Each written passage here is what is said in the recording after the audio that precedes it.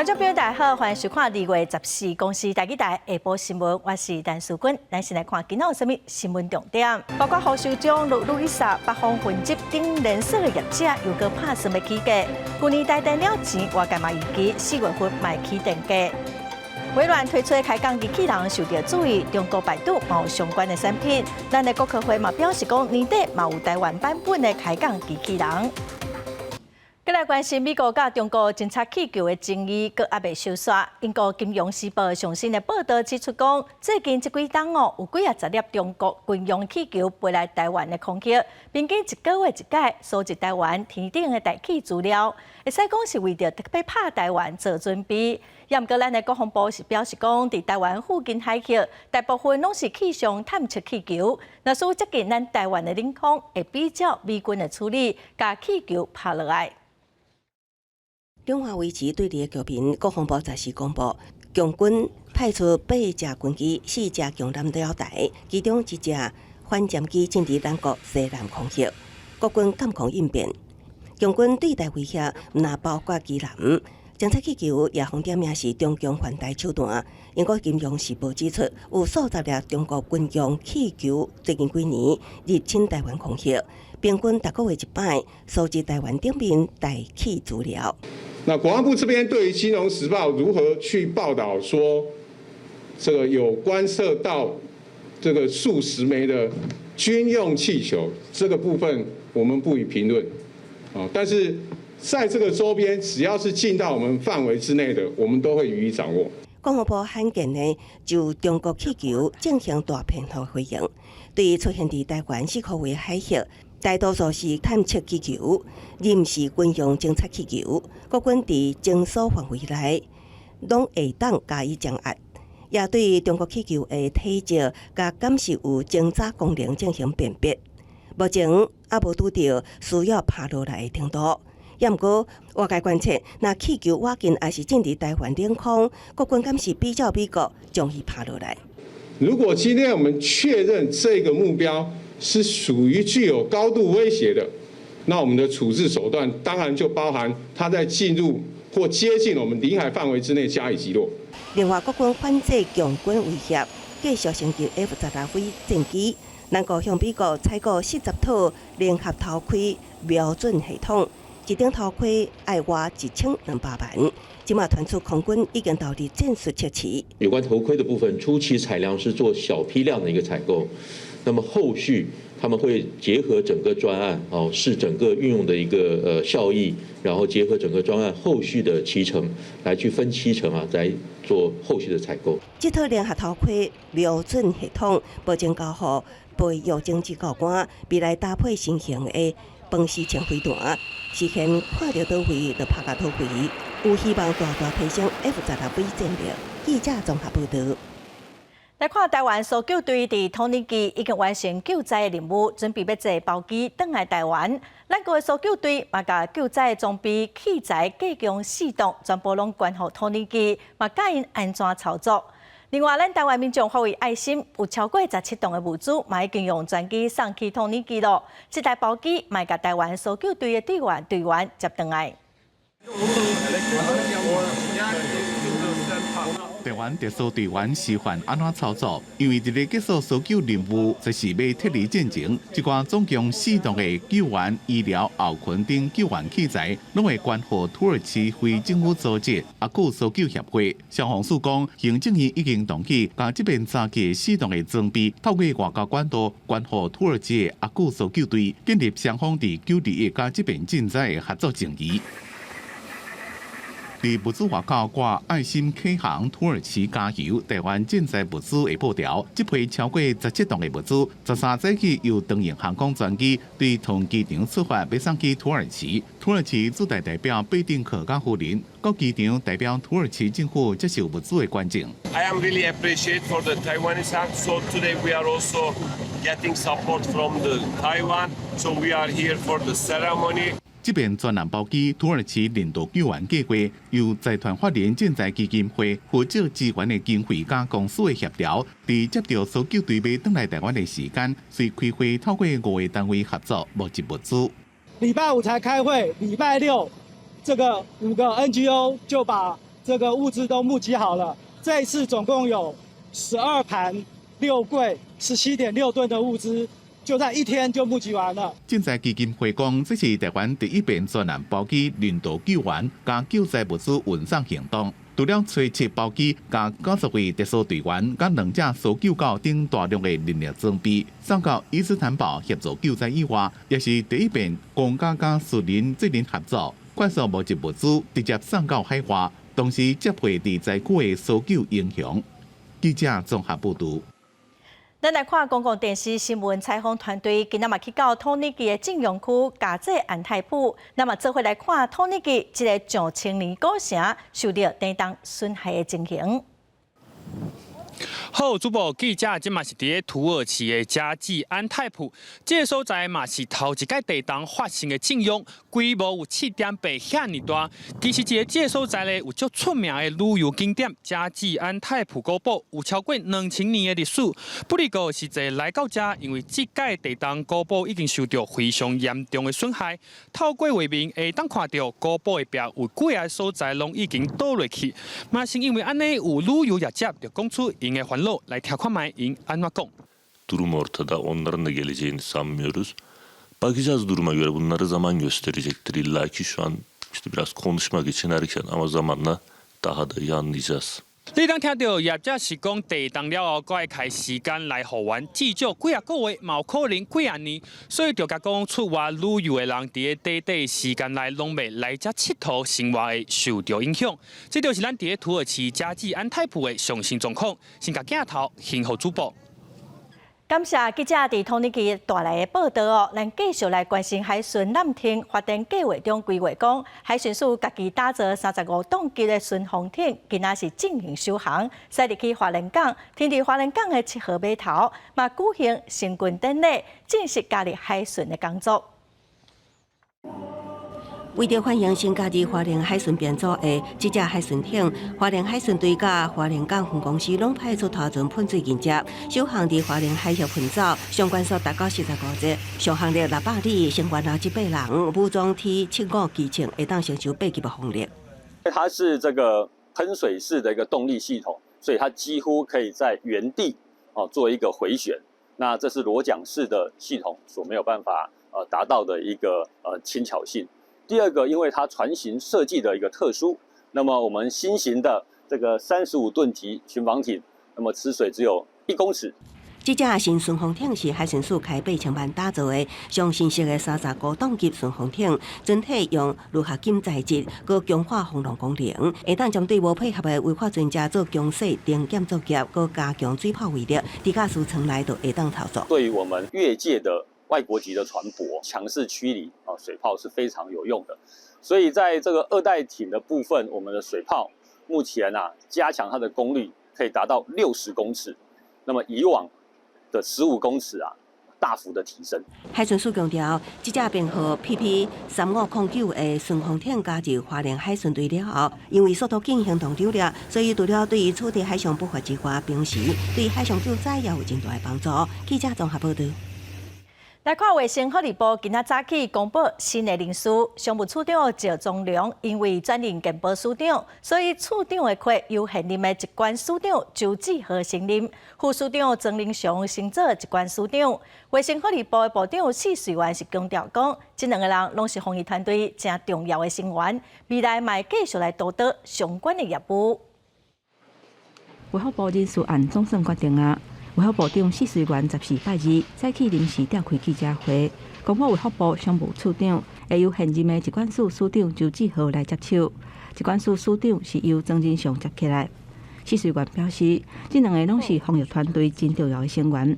周志豪会持续监督疾病管制等等相关的业务，相信曾仁祥嘛会当继续甲防疫等等的相关工作做好。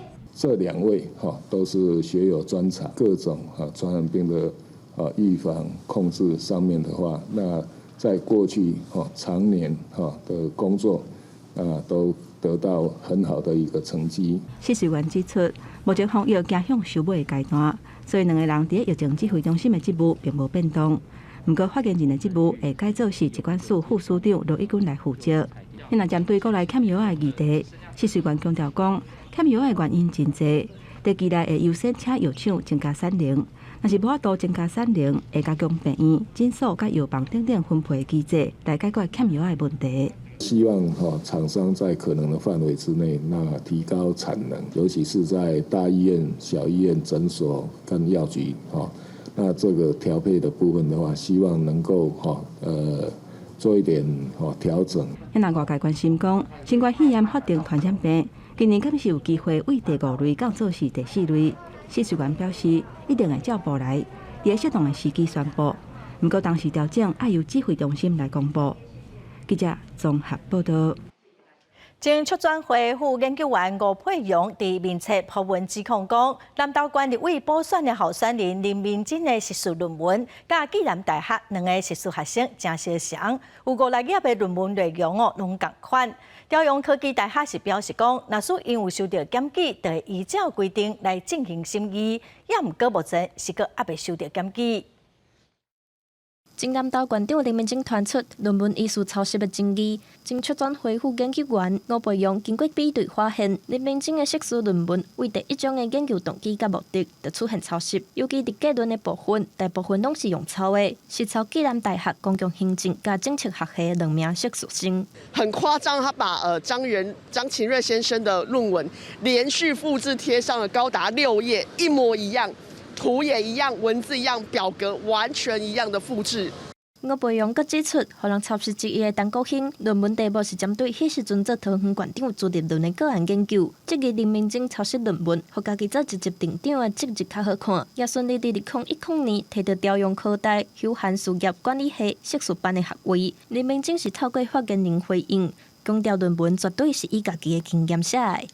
他以自身当积极镇长推动的经验来编写这一篇论文。我很想要问林明珍，这样子做对吗？所以请林明珍好好的对南投乡亲来解释。朝阳科大是表示，目前也未收到相关的检举。那委员会成立之后呢，我们会在3个月，最快在3个月之内会有这样一个调查结果。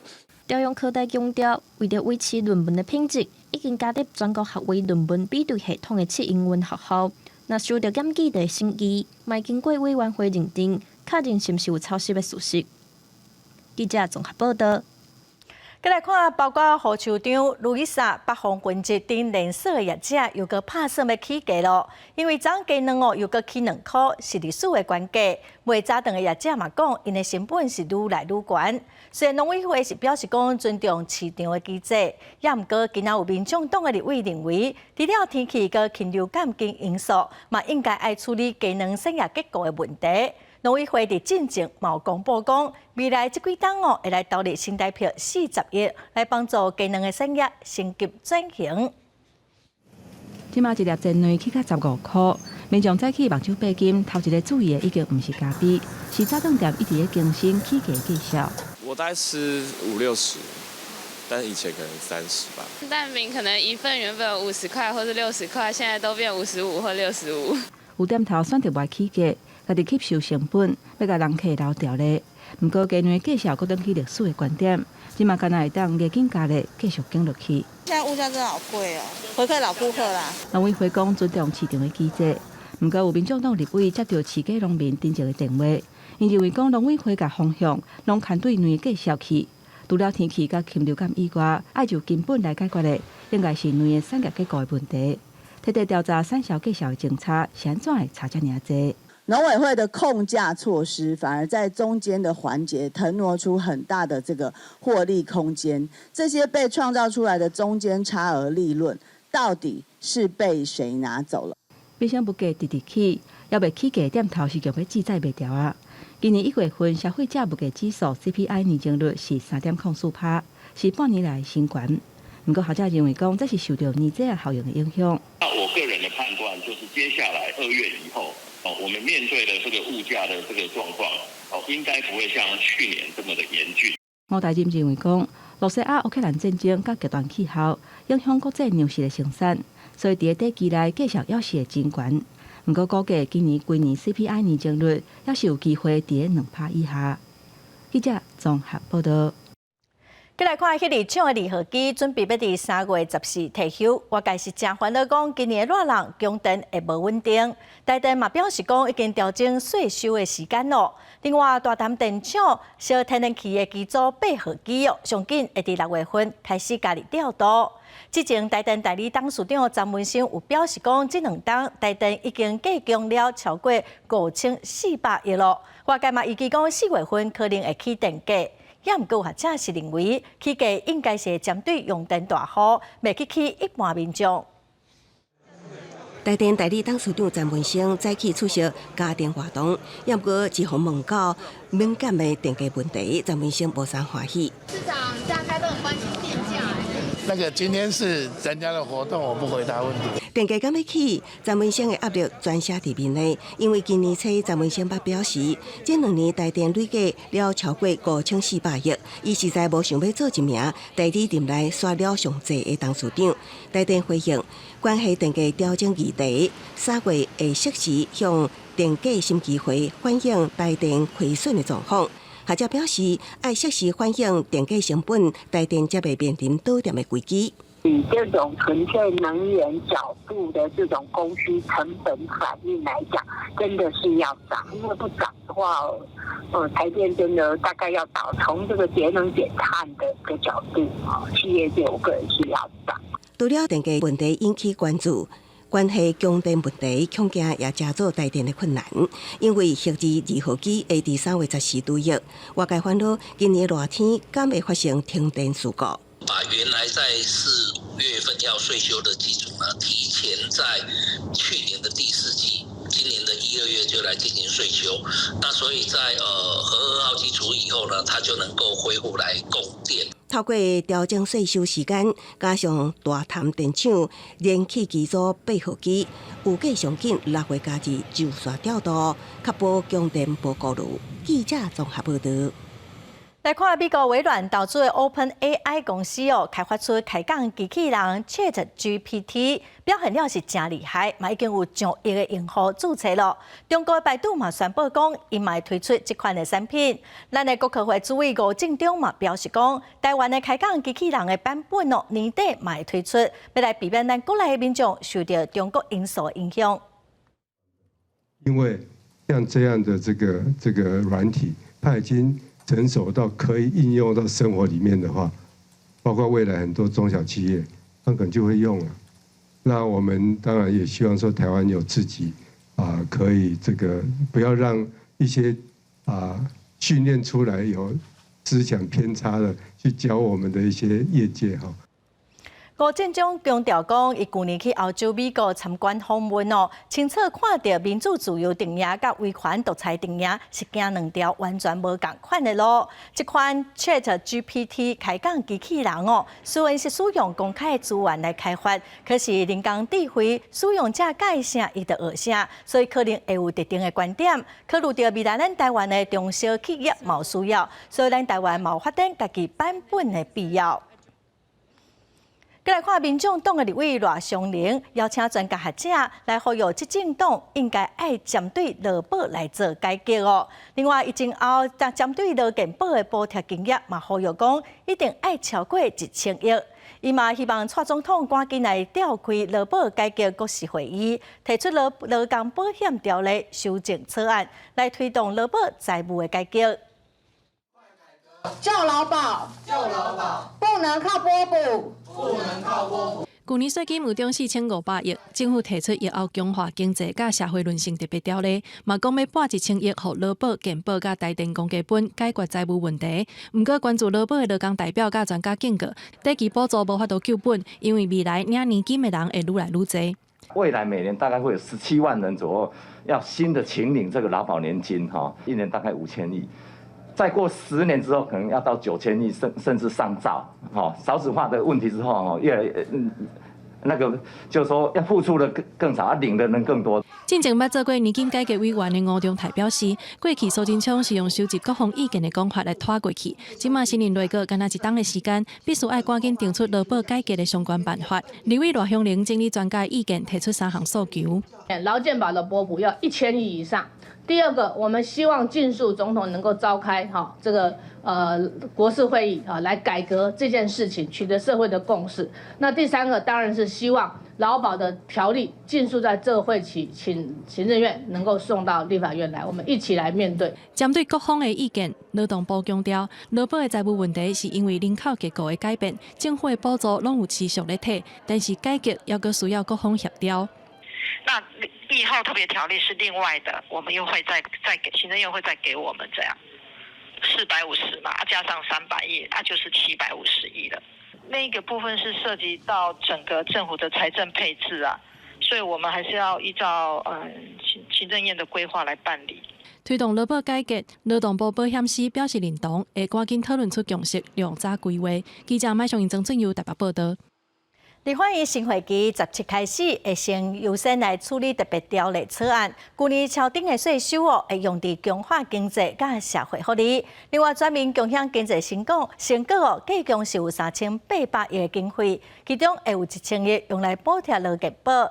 也毋过有教师团体就指出讲，伫这个规划内底，公告退抚基金煞漏搞去，因呼吁政府无应该有差别待遇。连把公教退抚这4个字拨补放进去都这么困难。立法院就咧要开议啊，来处理有关强化经济社会韧性，也阁有专门共享经济成果的特别条例。不过，专教总认为讲，伫个条例内底有纳入去劳保、健保基金的财政空隙，所无讲到公教退抚基金还没有通过这个改革的一个劳保，它都放进去了，那已经把年金改革、公教退抚都已经改革完，为什么会独漏掉？专教总认为讲，年金改革就是对这个公教的退抚基金制度开始，结果通过改革了后，即马半步又搁把这个公教加漏搞去，无法度接受这种差别的待遇。特别条例都是针对一个事情的一次性的哈，退抚基金也是资金严重的匮乏缺口，我们希望把它变小。超征税额应该要优先用于各项基金的拨补，并且不只有拨补而已。中长期来看，针对退抚基金法制化的相关配套，应该要来面对，尽速的提出完整的计划。行政院的版本里面呢，有9款，像空白授权啊，或者是说拨补台电啊，有一些是仓促型上路，甚至是撒币的性质。那与其这样，我是觉得这个拨补的方式来让它减缓它的这个亏损。立法院新会期会伫个17开始开议，新任的行政院长陈建仁会率领各部会首长来参加。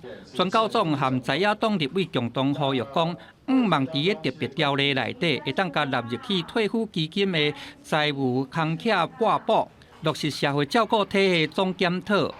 记者综合报道。政府组一改造拍算要甲原本经济部的地质调查所、甲矿业管理业务合并，来成立矿业管理甲地质调查中心。今仔早起，时代力量的立委陈椒华就指出讲，台湾直接发生地动，地调所无应该降级。地质学会理事长嘛是台大地质系教授陈文山嘛表示，地调所无应该改名，嘛无应该降级。地调所不能降级，不能改名。党的原因短暂的出动，拢是经济部地质调查所的业务，因为政府要推动组织改造，有加甲地质调查所参矿务局来合并，改名号做矿业管理甲地质调查中心。不过学者认为，本地地质调查所的名甲国际较一致。我们就是要跟全世界的民生对等，所以将来我们在跟全世界在沟通交流的时候，他们认为台湾怎么没有9楼这个设备？那个是一个什么空业管理，什么地质调查，这什么东西？嘛有民间团体表示，地质调查所的业务嘛甲地力开发、利用化碳封存有关，这拢甲未来的净零碳排有关系。被改造应该升级，袂当降级。台湾有非常丰富的地热，未来是可以取代火力、燃煤电厂的。那这些资源，它其实都需要相当多地质调查。这地质调查不是传统的地质调查，它有更先进的地质技术来做，所以它的人力的扩编是有这样的需求的。两者之间的专业技能基本上是高度的重叠，整并在一起的话，我想人力的应用更能够具有弹性。经济部表示，合并会当增加人力。若目前因为政府做一改做的版本，正伫立法院来审议，名称通过讨论。地质专家陈文山表示，空的调查一直拢放伫地质所内，阁有研究断层等等的工课，要改名嘛应该甲地质调查放头前。记者陈文谢桂林台北采访报道。体育署伫去年6月份公告讲，准备要修法来规定经营爬山撩客业者，着爱保责任保险。今仔早起伫一场公听会，有在场的人士是认为，应该爱先厘清讲，什么款的业者需要投保。拄着状况哦，保险公司嘛爱倾负责任来理赔，无保险嘛不一定有路用。2021年10月，新北市虎北段发生6死的意外，主办单位竟然是一般的公司行号，凸显出中央法规不足的问题。对此，体育署去年6月公告，山系活动定型化客局应记载甲不得记载事项草案，规定爬山撩客活动业者应该投保责任保险，甲万一若发生事故的赔金。山甲学会伫公听会强调，这都要先厘清适用的对象。在明的经营登山服务公司在明的很少，但是在暗的部分倒是蛮多的。山岳学会打着甲话讲明，真侪咧办这种活动的公司拢无立案，所以就爱业者有甲政府登记做登山服务公司，才会使受到定型化契约的限制。律师嘛强调，若甲非营利的团体拢要算入去，这无合比例原则。若是强制带队人或者是出团，拢爱保责任险。佮加上个人的登山综合保险，就会使分散风险。如果说现在是已经一个步道已经崩塌的情形之下，因为天灾而崩塌的情形之下，导致了一个生命平白无故的这个摔下去，率队的这个过失的这个成分在，所以他仍然有负赔偿责任的这样的一个可能性。主办公听会立委江永昌表示，若不管业者的规模、形态，敢是盈利，特别以公权力强制开团，拢爱保责任险。成本负担恐惊会愈重，而且妖怪风险歹了算，产险业者嘛恐惊因为安尼就无愿意承保。体育署表示，会搁修正适用的对象甲内容，确定定型化契约的方向，加上消保费。记者综合报道。国际新闻来看，中国甲菲律宾的船只伫南海传出冲突。菲律宾的海巡署指控中国的海警船挖进烧了菲律宾海巡署的船舰，佮用军用的镭射光照船舰，造成几个船员目睭向看无，侵犯到菲律宾的主权。也毋过，中国外交部却指控讲菲律宾非法进入中国的海域，嘛强调讲中国的海警只是依法行事。中国侦察气球的争议还未落幕，又搁伫个南海菲律宾来伫个海上做骚扰，一只菲律宾的海巡署船舰马拉帕斯加号，初6个尾暗仔边伫个南海仁爱暗沙来执行协助菲律宾的海军运补任务的时阵，去互中国的海警船来逼挖来。要求讲，国爱改变航行的方向。随后，中国的海警船搁2摆对菲律宾的船只用镭射光束来甲照，造成有几个名船员已暂时失明。菲律宾的船只上尾防压迫国爱驶离开去。代志发生1礼拜后，菲律宾的海巡署发表声明，谴责中国的海警的行为是侵犯菲律宾的主权，并且透过外交管道甲中国抗议。这已经毋是菲律宾第一遍伫海上的骚扰事件，甲中国提出抗议。不过，中国同款是煞咧来干涉菲律宾的海上船舰，嘛不止一摆用镭射光射来甲人笑。这边代志发生的地点仁爱暗沙。台湾、菲律宾甲中国拢主张讲有主权。2016年南海仲裁案甲判定仁爱暗沙算是假条原地，中国无主权，主张这是伊的所在，所以这个甲判伫个讲是菲律宾专属的经济海域，甲裁定的结果是菲律宾的管辖权。相对，咱国是主张用对话，若中国因是煞咧伫海上用甲人压迫做执法为名，对其他的船舰来做压迫甲骚扰。仁爱礁是中国南沙群岛的一部分。2月6日，菲律宾海警船未经中方允许，擅自闯入仁爱礁海域。中国海警船依据中国国内法和包括联合国海洋法公约在内的国际法，维护中国主权和海上秩序，现场操作专业、克制，台湾的海洋科研船雷震号，伫去年3月，捌和菲律宾来做联合海洋研究任务的时阵，嘛捌互中国的海警船来相对甲骚扰。菲律宾吊见中国的外交官表示抗议，咱国的政府嘛对这来做严正的谴责。不过，中国的骚扰行为并无因为安尼有小可收敛甲抽卡的现象。公司新闻郑依仁编译。美国的德州、佛罗里达州、阿肯色州等12个州当个考虑讲要立法来禁止中国、罗西亚、伊朗还是北韩等国家的公民伫美国买房地产。德州的共和党联邦参议员克鲁兹嘛拍算要以国安的理由，伫国会提出类似的法案。也毋过伫华裔社区引起种族歧视的质疑。伫10日有将近300个民众就伫德州游行示威抗议。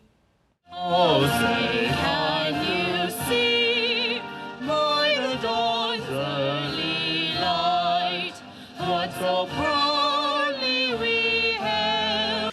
我300名的示威民众伫人灾带头之下，公路公告伫休斯顿东京街进行反对 SB 147法案的街路游行。共和党籍的州参议员科尔克霍斯特去年11月向德州参议院提案，禁止中国、伊朗、北韩甲俄罗斯公民、政府甲实体伫德州买土地甲房产，以防止这个国家威胁美国的基础设施。佛罗里达州、阿肯色州、南达科他州等其他11个州也拢考虑要第二做。德州的共和党联邦参议员泰德·克鲁兹也准备以国安为由，伫国会提出类似法案。德州总人口有2880万，是美国第2大州，亚裔有140万人，华裔有22万3500人。休斯顿是美国第4大城，有15万6000个亚裔居民。因为有真侪人有双重国籍 ，SB 147法案伫华裔社会引起种族歧视的积极声音。I'm a veteran of the United States Navy, and I feel that there's many patriots in the military, in the uniform right now. Some of them probably have the same last name as me, and they cannot have buy any house or land or property in Texas. That doesn't make any sense. For a long time, our community has been used as a scapegoat for the rest of the world. So during COVID-19, people blamed Asian Americans, people here, for the problems that came from other parts of the world. And we're finally going to stand up and say no more. 高官指进一步指出，中国是德州的第2大贸易盘，也是德州商品的第3大采购国。SB 147法案会损害一寡贸易关系。根据全国房地产协会的资料，到2022年3月进前12个月来，中国投资占美国外籍人数主体总数的6%。中国外交部发言人毛宁7日伫例行记者会，访问到相关议题时表示，将经贸投资问题政治化，违背市场经济原则甲国际贸易规则，有损外界对美国市场环境的信心。公司新闻王慧文编译。过来消息来看，台南指定的化石园区是咱国内头一座化石博物馆。最近园区内底有2件互动展品，互民众破坏。博物馆嘛公布监视器的画面，望讲会当找出凶手，嘛无排除要向破坏的民众来要求赔偿。对监视画面，会当看到一个查甫人带囡仔来到指定化石园区地下1楼的展览区，双手伫球体顶悬乌白海，囡仔嘛是有样看样，过来规粒球体就直接崩溃，内底水体拢流出来。不过这阵人煞拢无通知官方，就做伊走去，是有其他的民众反映，官方才知影，嘛有官方去甲监视搭去网站顶头掠人。毕竟，展品就是国家花钱维护的。那如果我们身为台湾的公民的话，应该要尽可能的好好维护跟保持，然后让下一个使用者使用。个人道德问题，但还是希望大家可以维持这个环境嘛。它是只要转动这个，或是你只要快速的转动都没有关系，它就会造成一个。这个活动装置主要是介绍大自然内底撩动甲沉底现象，所有民众错误使用甲害气。详细看馆区大多数的展览，拢有徛告示牌。不过近期馆区已经连续发生2件破坏事件。那因为民众如果使用比较不适当的一个方式去体验的话，很容易造成我们的展品它可能就会被破坏。所以我们会希望，就是说我们的参观的民众，他能够使用正确的方式。官方呼吁，希望民众会当爱护博物馆的资源，莫做出歹模范。也若敢要对民众讨赔，目前是也在讨论。希望民众就算讲无势力，甲展览品用害去，嘛要坦白面对。每一个文物都是大家共同的资产，需要大家共同保护。记者全报道。来看宜兰县的山区樱花拢会大开咯，也毋过有游客发现讲，宜山乡的林道有小蓝的树皮红射掉。另外，民众嘛真怨叹讲哦，交通拢无个管制，一堆车就拢停伫路边，实在是真危险。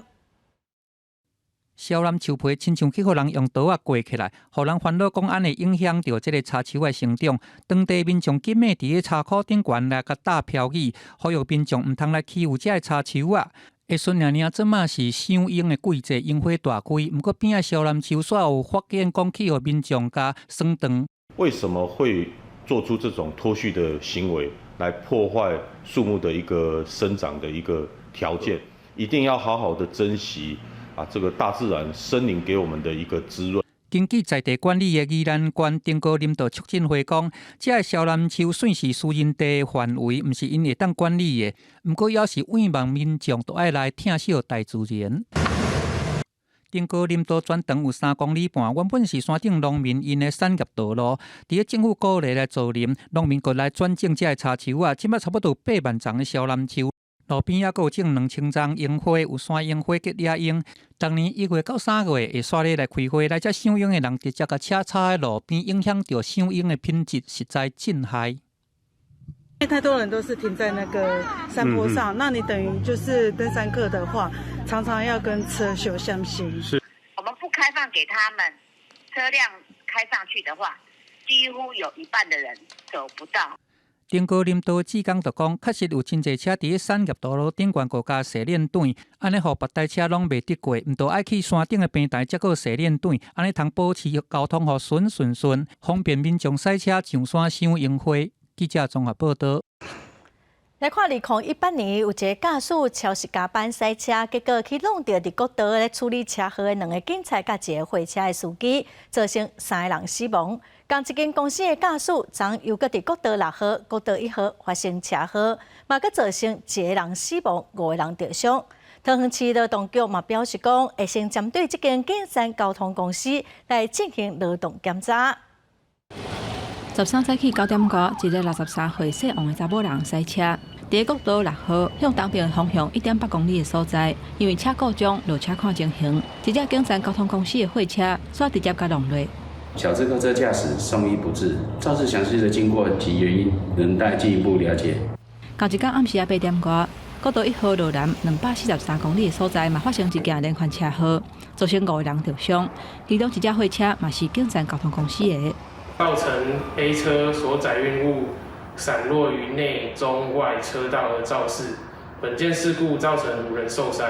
同一天，伫国道发生2件交通事故的建山交通公司，2018年捌因为一个运将开车拄久，去弄到当地处理车祸的2个国道的警察，甲一个货车的运将，造成3个人死亡。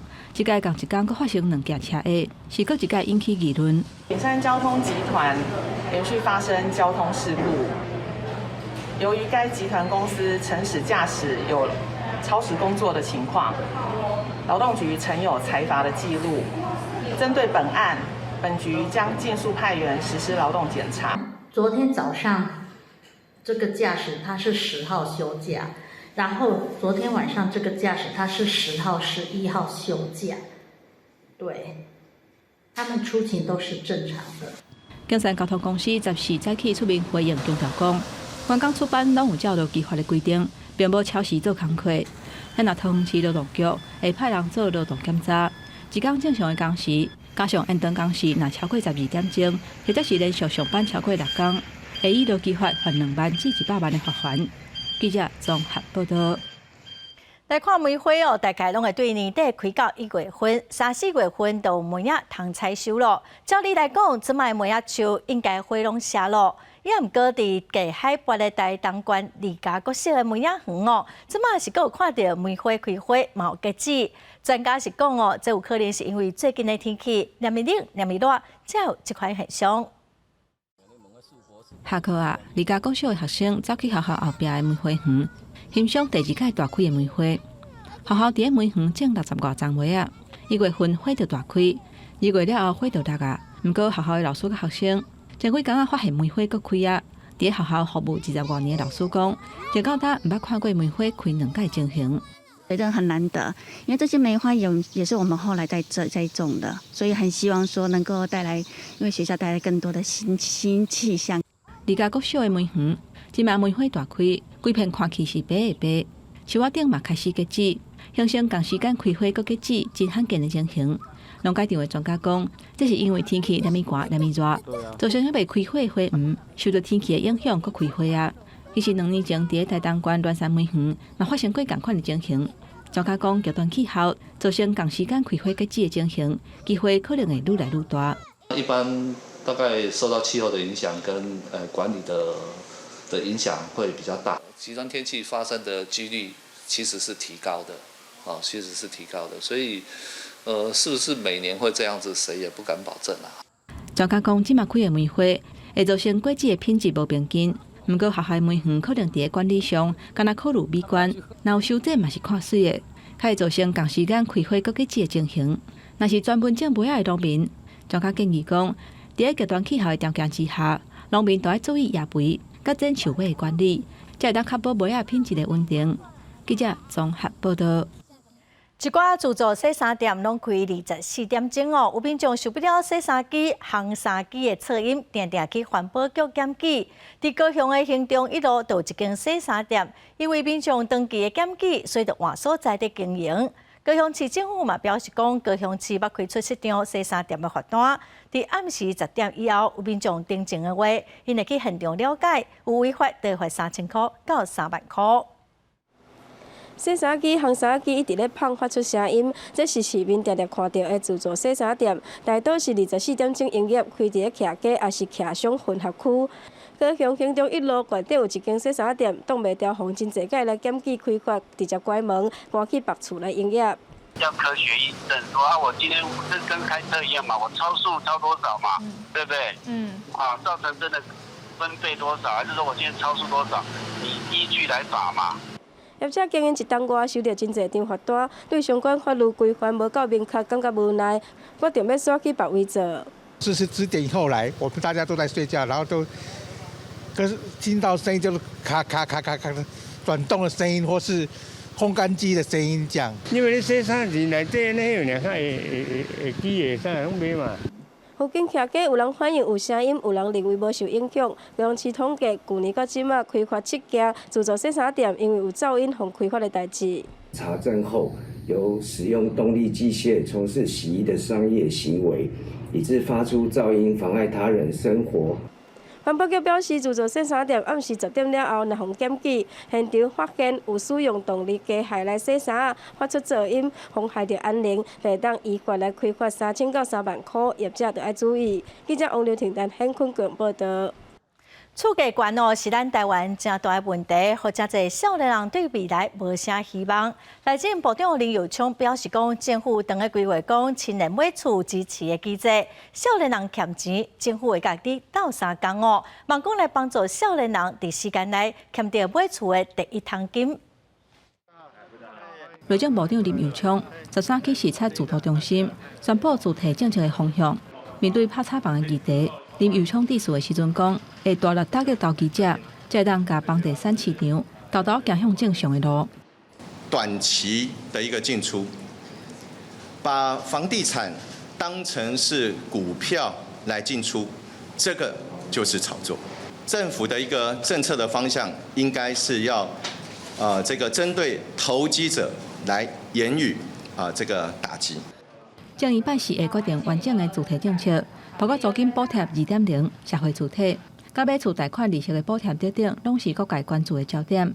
针对内政部规划房贷补贴的方案，立法院法制局13提出上新的报告，指出，这个政策出发点真好，不过法院的依据也无够明确。林佑昌讲，伊当伫思考建立青年买厝基金支持的机制，目标是要让有买厝意愿的少年人透过家己的打拼欠钱，也有政府制度上的协助。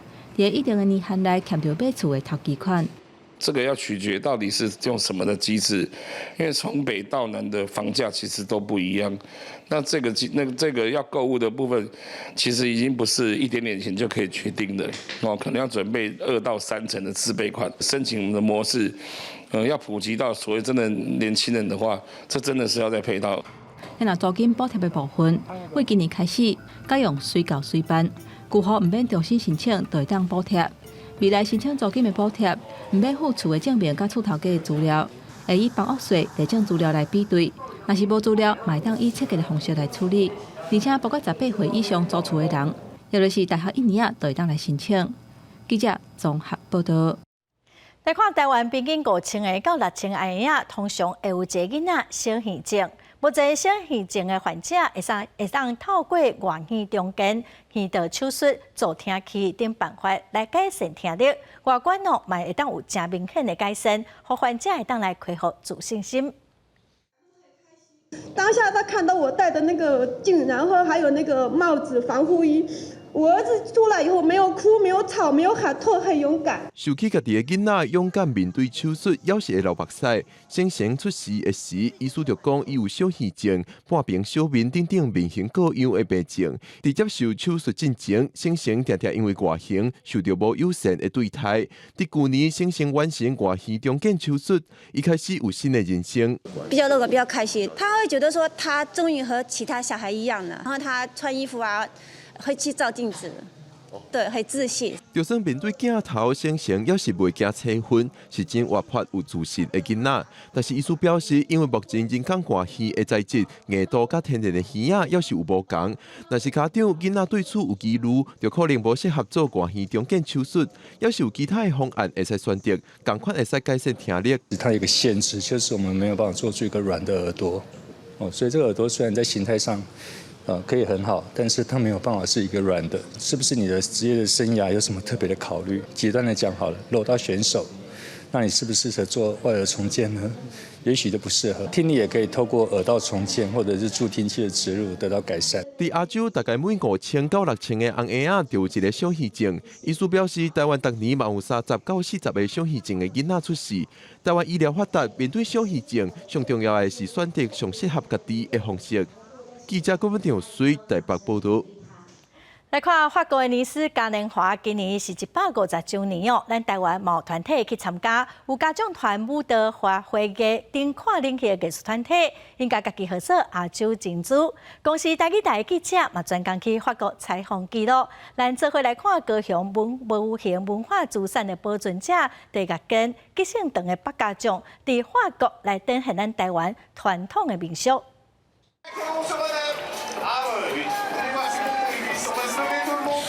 尼斯嘉年华等来庆祝150周年，这是世界上第3大的嘉年华。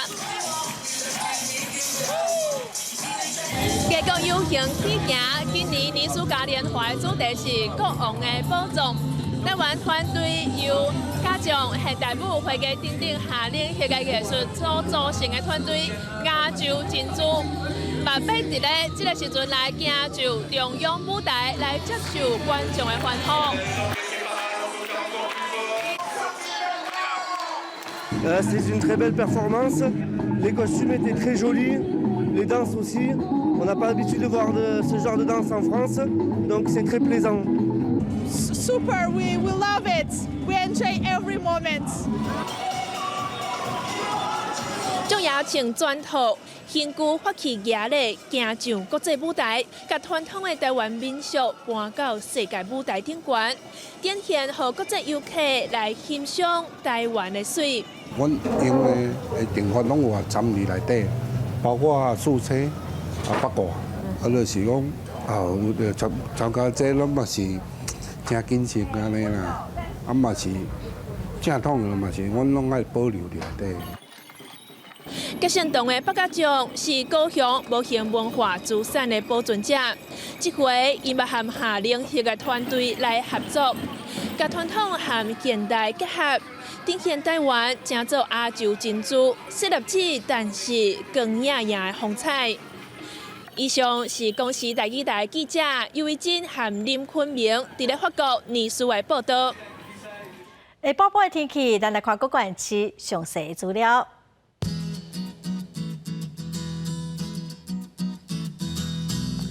北部地区上低12度，上悬14度。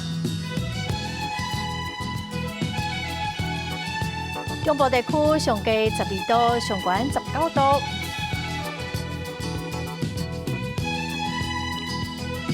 南部地区上低16度，上悬25度。东部地区上低14度，上悬20度。外岛地区上低8度，上悬17度。感谢观众朋友收看《公视台记台下晡新闻》，我是陈淑君，明仔载下晡3点咱再会。